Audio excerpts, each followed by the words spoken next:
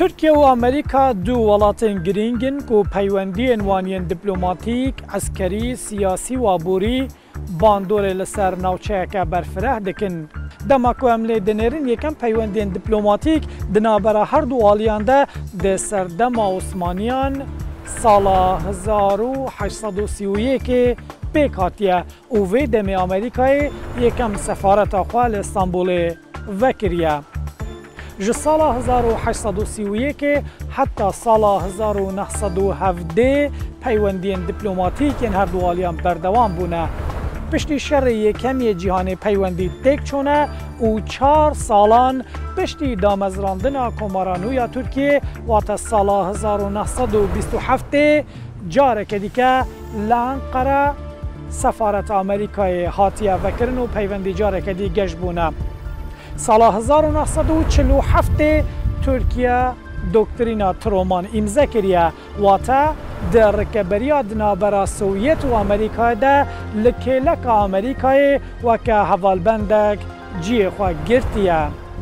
سال 1905 حتی 53 سربازین ارتش ترکیه لکوره لکیلک سربازین امریکی شرق کرنه.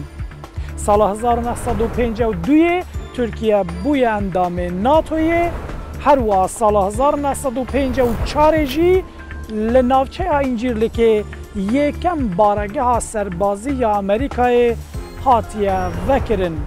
آلیه که گرینگ یه پیوندین هر دو آلیان جی آلیه خوی سربازیه جبرکونه ها لترکیه باکور کردستانی 16 بارگه سربازی امریکای 7 دپوین چک نوکلیری 5 خالین چاودریا موشکان هنه لکلکوان همویان همان دمه 15 رادار و ناوندین ناتوی جیل ترکیه و باکور کردستان هنه.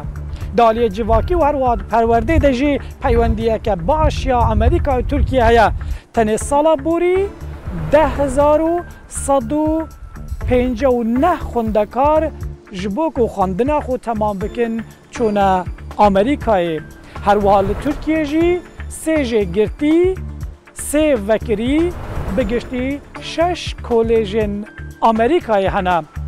دالی بازرگانی دجی که حکومت ترکیه نهاد خوازه سالانه قباریاوی بازرگانی بگهینه 100 میلیارد دلاران گونه هف قباریا سالانه در دوره 20 میلیارد دلارانه.